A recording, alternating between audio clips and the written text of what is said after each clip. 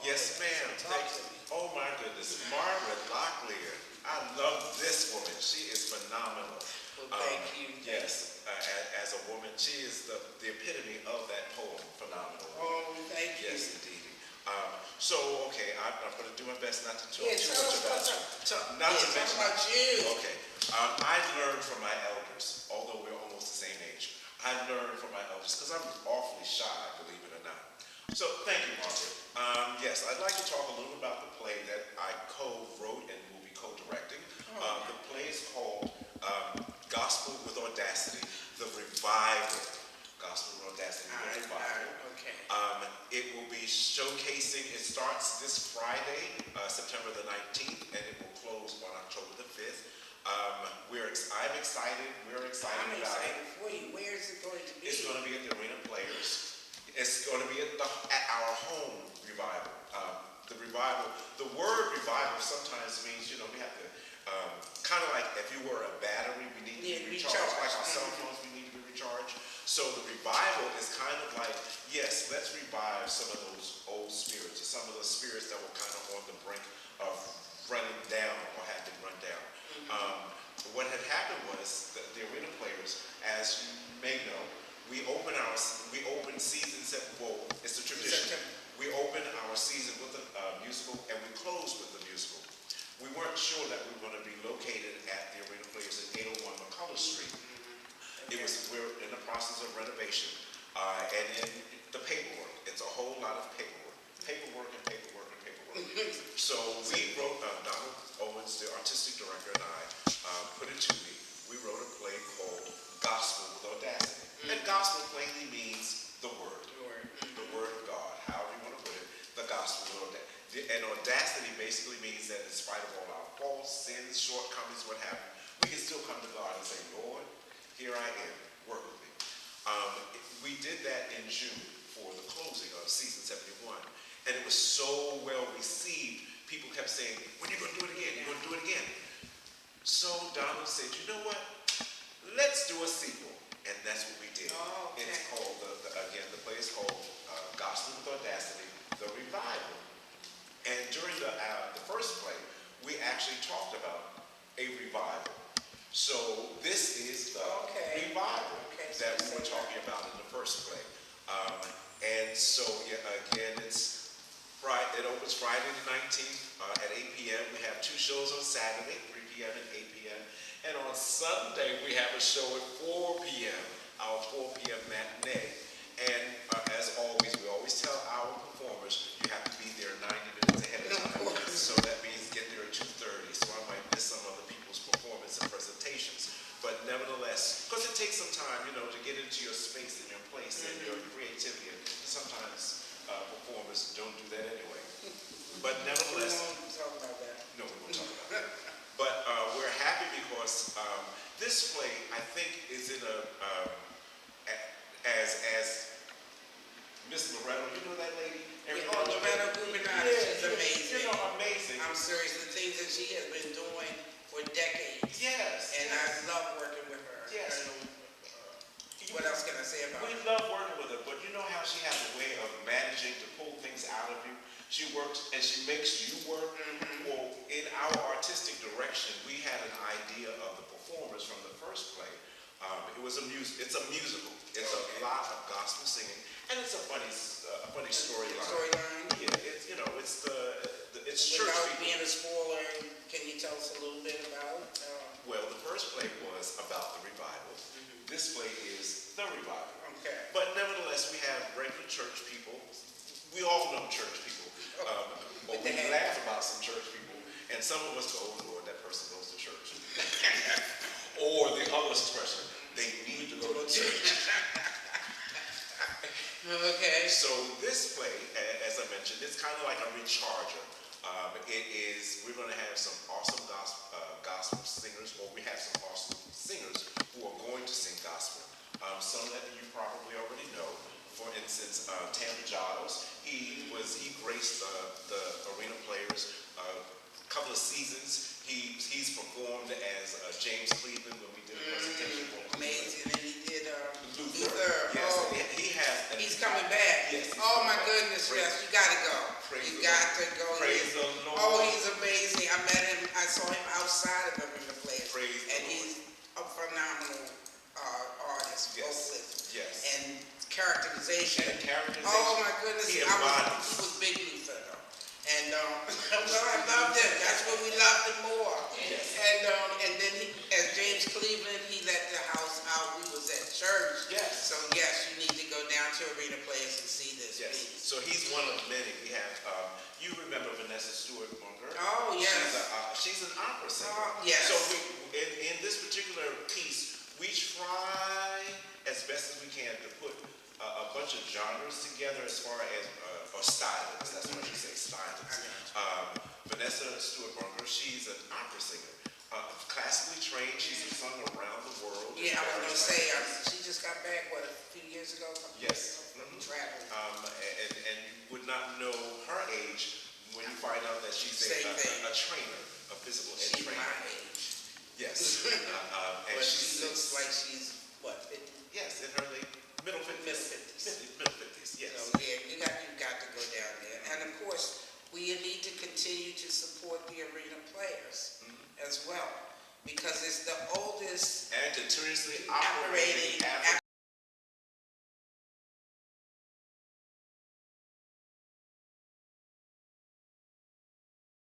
So, welcome back.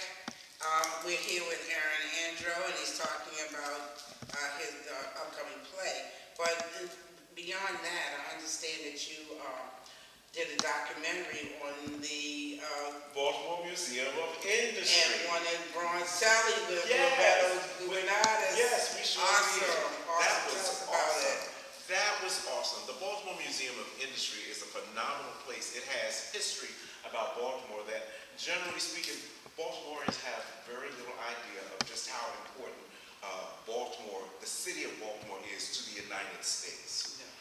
Come on now. You know, when I think about it, that's where I met you the first time. Yes, ma'am. You were demonstrating. Yes. Oh my goodness. Yes. Oh, good. Yes, that was. We're gonna take a clip of that.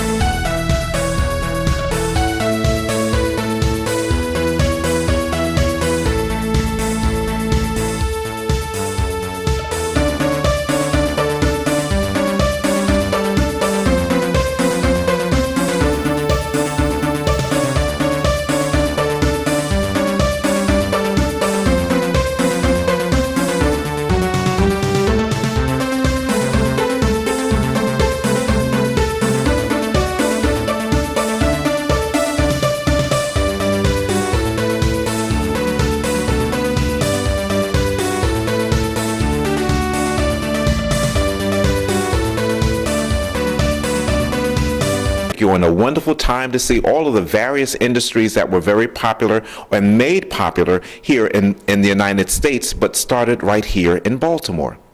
Let's begin our tour.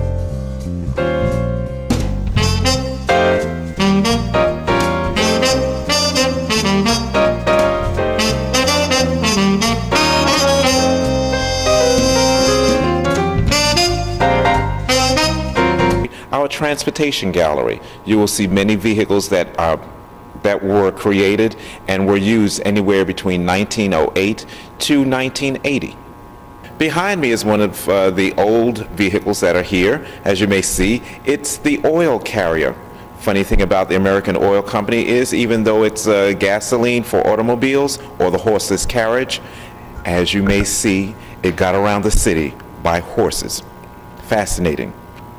The cost of the horse added to the price back then, and as we know today, the prices keep on rising.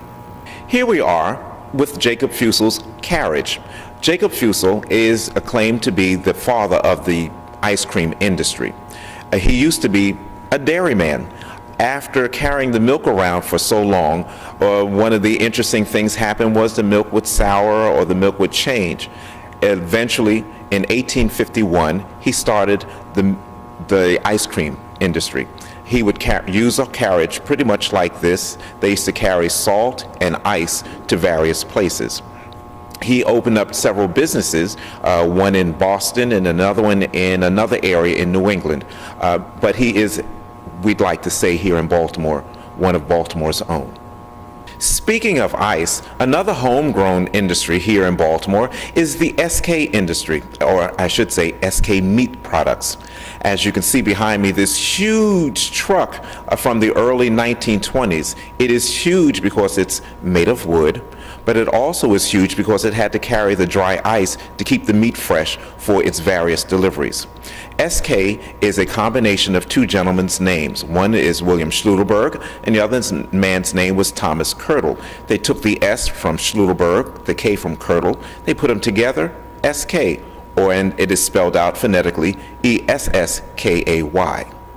Speaking of Ma Bell, oh, I got a call. Oh, not really, CMP. Anyway, this is a CMP truck from the early 1920s, between 1920 and 1930. It was retired, but believe it or not, Chesapeake and Ohio's company colors were gray. It was later on painted green. It only carried one person, the operator, who had all of the necessary equipment to repair personal phones, the telephone lines, and what have you. The Chesapeake and Ohio pickup truck is a Model A from Mr. Henry Ford. Wow, that was great, Aaron. You're an amazing person. Thank you, Barbara. Yeah, well, you know, right now we need to take a break, so.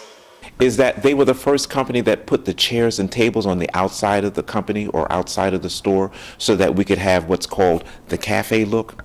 Well, they did it many, many years ago. Hendler's Ice Cream has changed hands. They were bought by the Borden's Company, the company that has the emblem using the cow.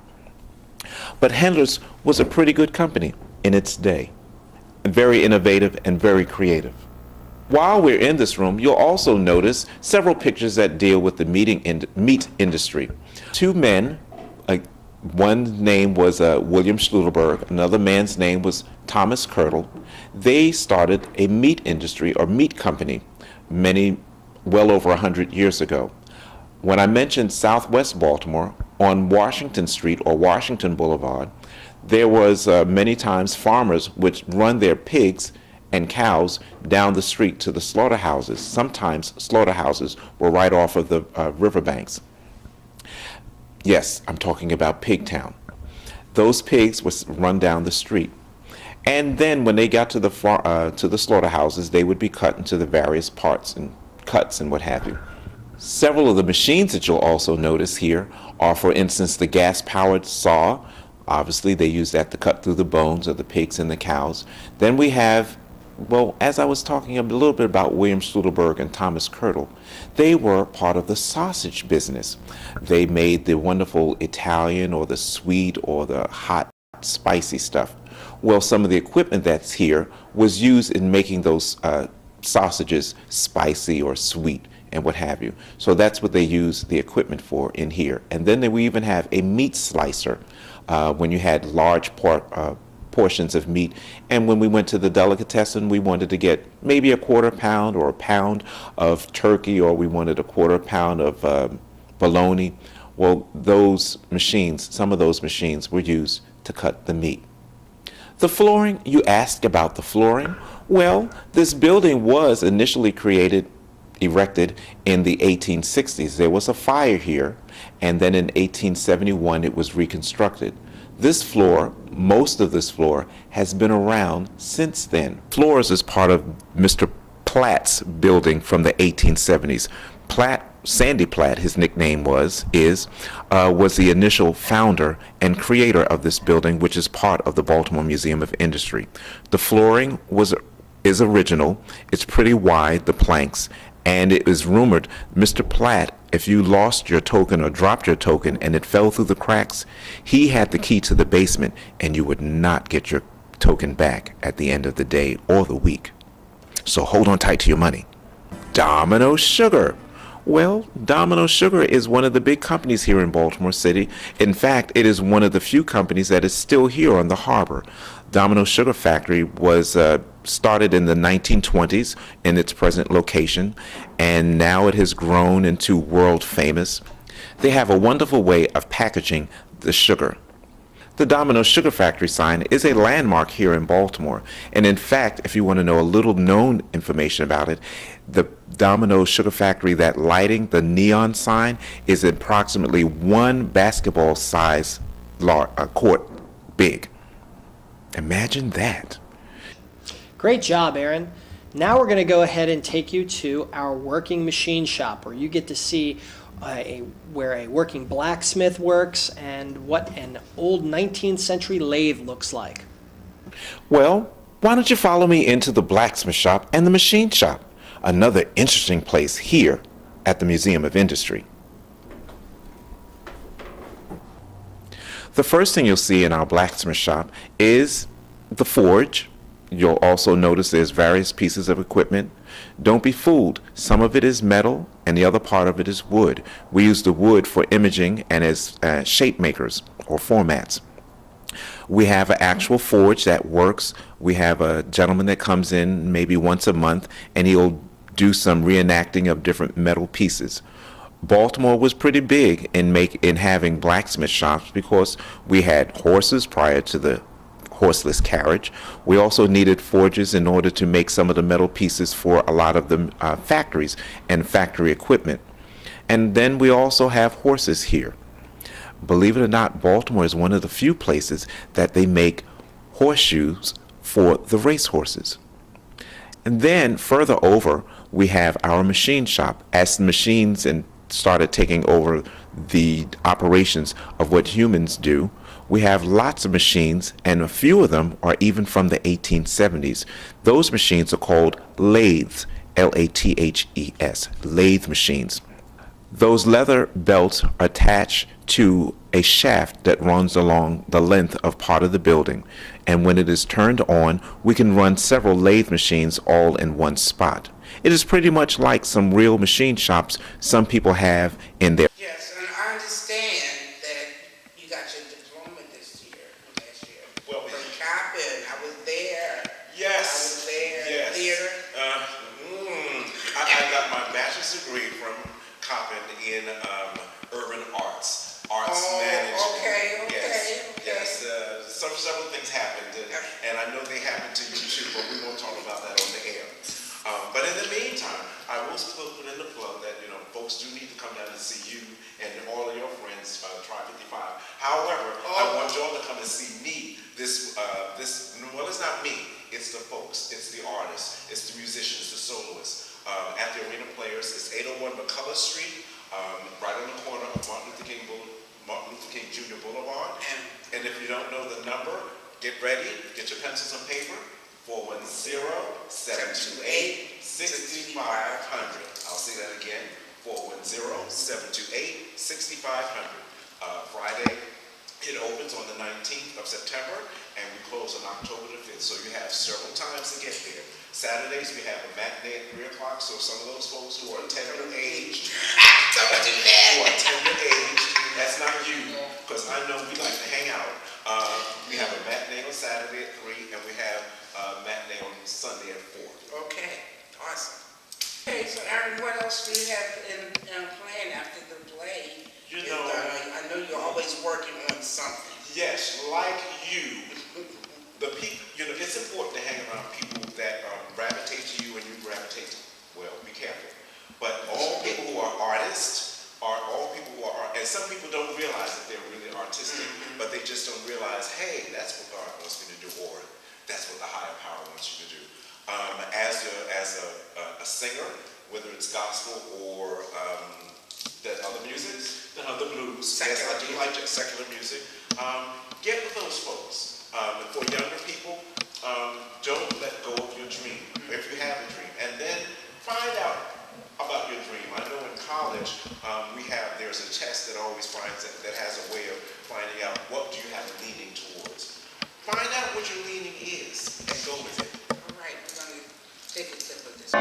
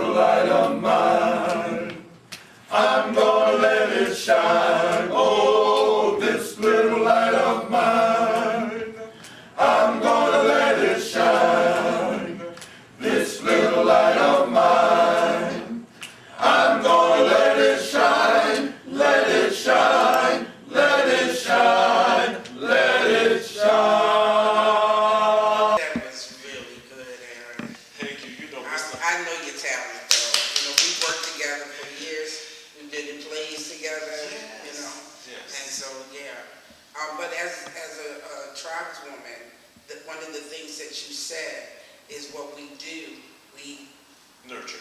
Exactly. Nurture. And we nurture each other because some of the women that I met, they were shy, they were insecure, and like you said, people were telling them they had art, but people tell, oh, you can't do nothing with that, go get a job, that kind of thing.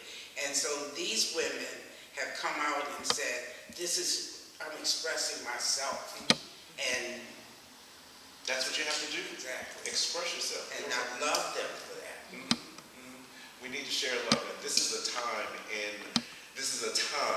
proper time in this era that we need to go back to our roots. Absolutely.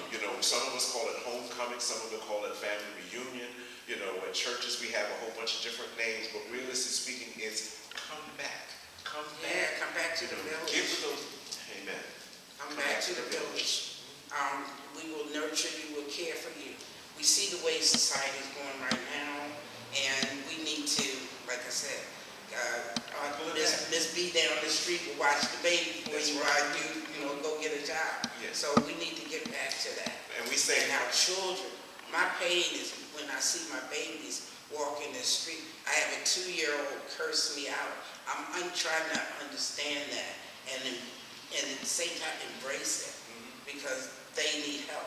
They're in pain. yes. And you have 3-year-olds who are depressed. What is that? And they don't realize it. Yeah, so we need to show them Yes. how Show much them that some love. we still love them. Show them some love. Call them back. But Bring people them back. tell them that we die. Mhm. So that's my call. That's how I feel about life and stuff. So Yeah. In our world, we say art imitates life and life imitates art. So we need to put out as much positive art as possible so people know, come back, come back. This is where you were, or this is where this may be where you came from, but realistically speaking, you're not in the dirt. right. You're not in the dirt. And now you're there with the indoctrination. Let's get rid of the we shall overcome stuff and kumbaya. That's not the real world. So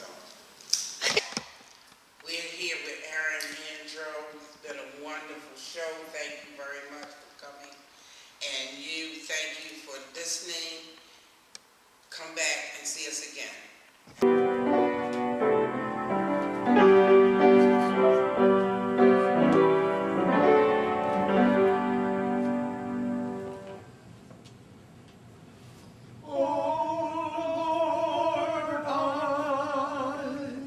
Just come from the fountain, I'm just from the fountain, Lord, I just come from the fountain, His name's so sweet. Oh, Lord, I just come from the fountain, I'm just from the fountain, Lord, I just come from the fountain, His name's so sweet. Sinner, do you love Jesus? Yes, yes, I do love my Jesus. Sinner, do you love Jesus?